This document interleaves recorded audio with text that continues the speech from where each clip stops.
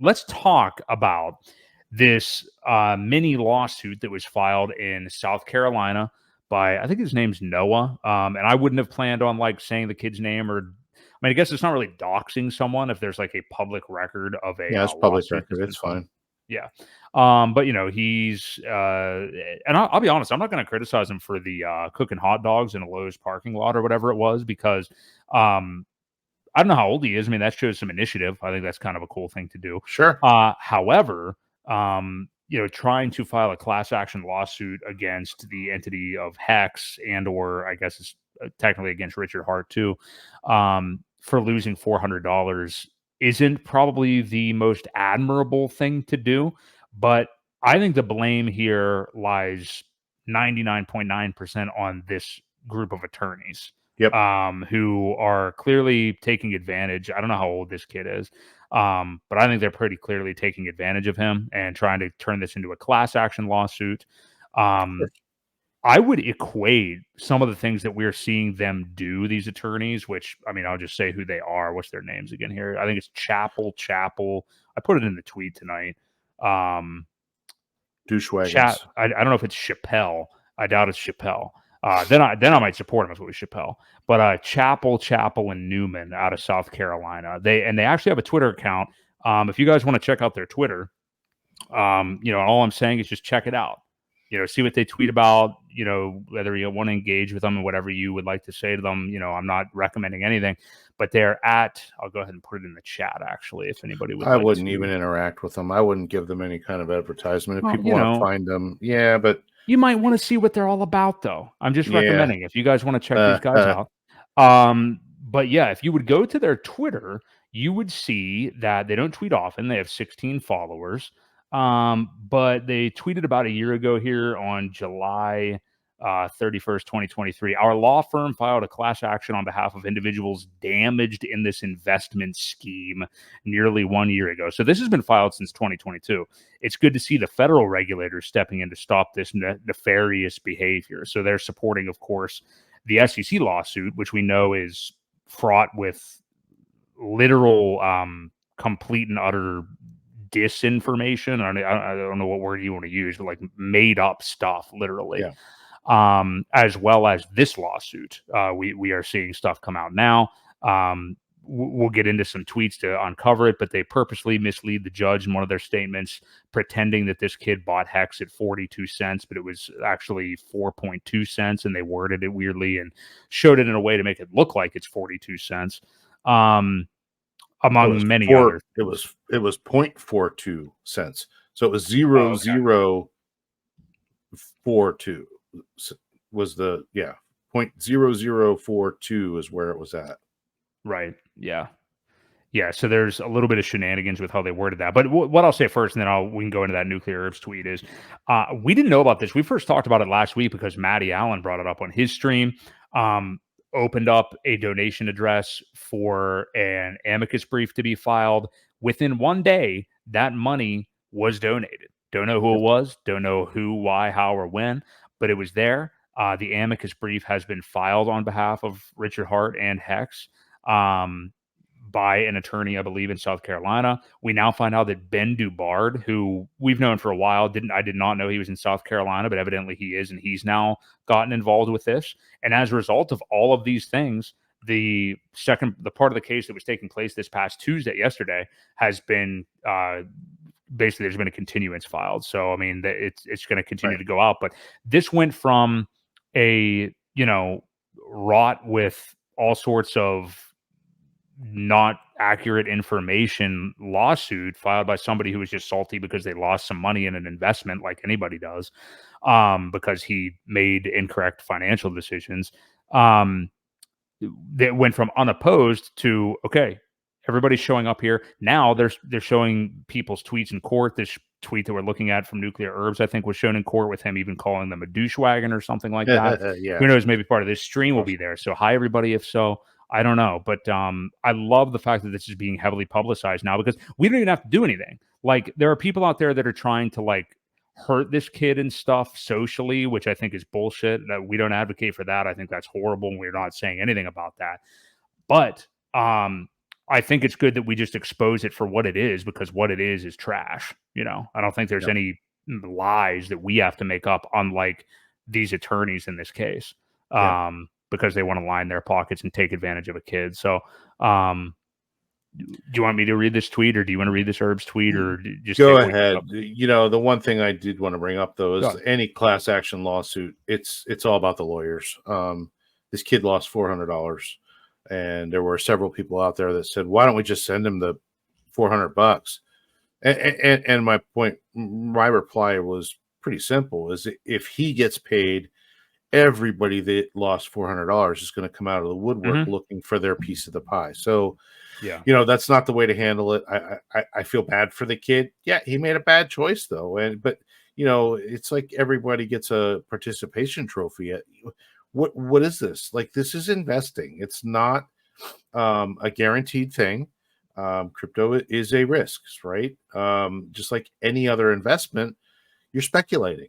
And just because he lost some money does not justify a class action lawsuit. But no, go ahead and read this. I've got some more thoughts, but we'll get into that. So this is Herb's kind of following up with an update after the events of Tuesday. So he said, as Matty Allen discussed last week, an attorney has appeared and is seeking to intervene on behalf of the Hex owner.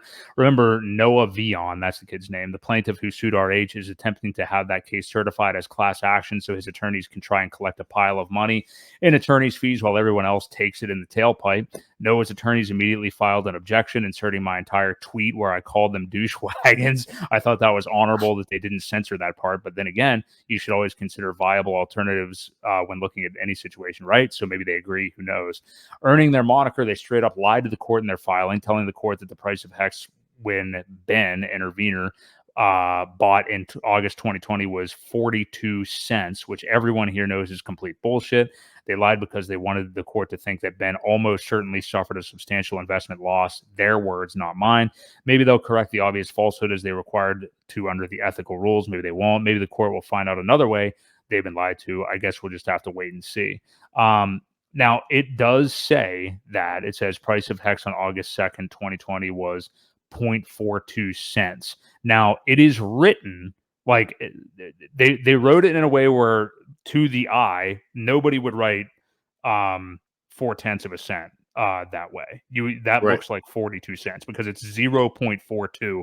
Right. Because there's no dollar sign and they wrote the word cents after it is why. Now, will a judge notice that? Will any casual reader notice that? I mean, Nuclear Herbs looking here, didn't really notice it because it's written to mislead you to think that it's 42 cents. Exactly. So we know that's what they're doing, So yes, they mean for whatever 0.42 cents. And when you look at the price down here in this image, it clearly shows 0.0042 on August 2nd of 2020. So right.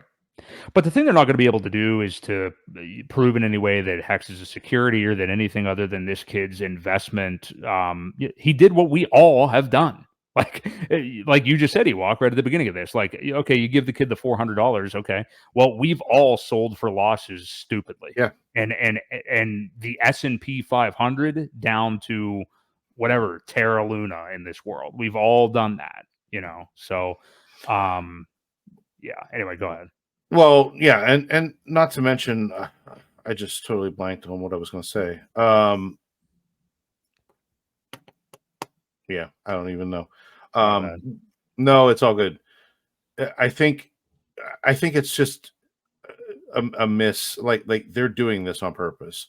And when I first read it, I was confused by why Ben DeBard was even involved, and I was really confused. And then I kept reading more and more, and apparently, he was one of the people that did show up to this in our defense. Oh, I know what I was going to say. The attorneys in South Carolina, though, like this kind of goes back to what we're dealing with in New York as far as jurisdiction. South Carolina's lawyers or judges cannot determine a security. Like they don't even have this jurisdiction. So I'm not sure how this doesn't even get thrown out of their court. As far as a class action lawsuit, those are more civil sometimes, I believe. Well, to Right? answer the thing that you just said, so no, they don't have the ability to label as security. That they don't have the. That's a federal thing. You know, Yeah. it's maybe even worse actually. Like we have these unelected people, of course, in the SEC that get to just do whatever they want. Right. But luckily, judges are realizing how shitty they are now. But what would have happened had this community not come together so strongly like it does in all these other events? Is there could have been a default ruling put in place just because no one was even representing the other side of Yeah. this. I mean, again, you can sue anybody. Like you can just Sure. go out there and do this crap that these guys in South Carolina are doing all day long, and the lawyers will happily collect the fees, like Chapel, and whoever. But all they could have done, Chapel, and douchewagon. yeah, all they could have done basically is if they went unopposed, there would have been a default judgment, and the SEC could have used that in their case to say, "Hey, look at this already. RH or whoever didn't even appear here, so this thing is a security because this little court in South Carolina said so." So whether Judge Peggy Quo, if that's the one that's overseeing the SEC one, would buy that or not, I don't know. I mean, that certainly wouldn't be anything automatic like, oh, okay, well, hey, if this small lawsuit in South Carolina did that, then okay. It wouldn't look great, but I don't think it would be like, oh, okay, then yeah, I agree, this stuff's a security. I don't think it would be like that. So that's the small amount of power that this court has, which isn't insignificant, and I'm glad that we have all, this community has stepped up. So Yeah. Yeah. So, yep. So let's move on to Maddie's tweet then Mhm. too. And before I read this, I do want to say I went back and watched the stream we had last week, and I almost came off as like not really caring. And I didn't. I remember I you and didn't. Briz. Well, it wasn't that I didn't care. I supported Maddie, and I gave him a lot of kudos for what he was doing. For me myself, I wasn't going to. Obviously, I'm not a whale, so I wasn't going to Mhm. donate. But I didn't mean to come off that way because I am in support of what he does and what he always does. And again, I always give Maddie credit where credit's due.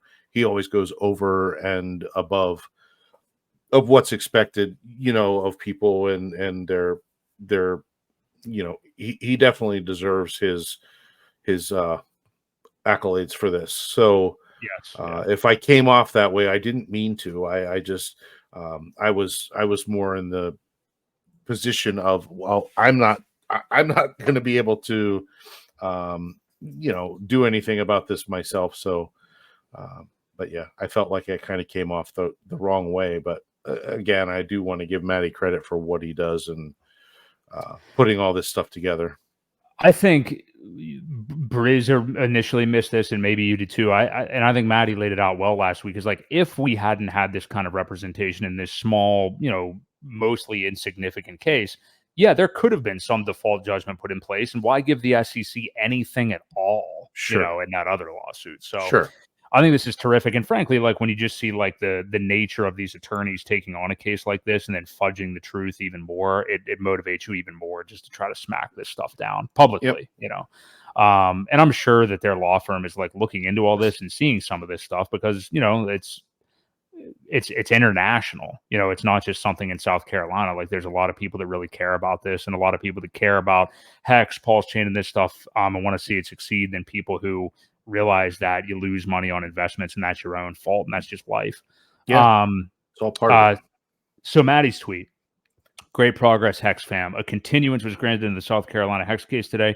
This gives more time for Mr. Merritt Abney, that's the attorney, I believe, that we're set up with, and team to make their case amici, I think is how that's pronounced. Mr. Abney now represents local Hex hero Ben Dubard. I don't know if we can call people heroes, and Ben is well deserving of this high praise. As you all know, Hex is a decentralized community that loves delaying gratification and volunteering to do the right thing, even when it's tough.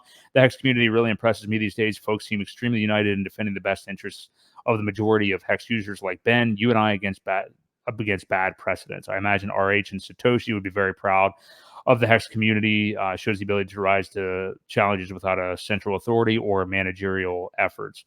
It's great. There will be no negative decisions against Hex today based on one-sided arguments. More updates are expected in August. I'm happy to block anyone disrespectful, blah, blah, blah. Overall, the support has been overwhelmingly positive. This is not legal, financial advice, blah, blah, blah. So really just, yeah, following up with the continuance. And yeah, that was the thing I didn't know. It's more updates expected in August. So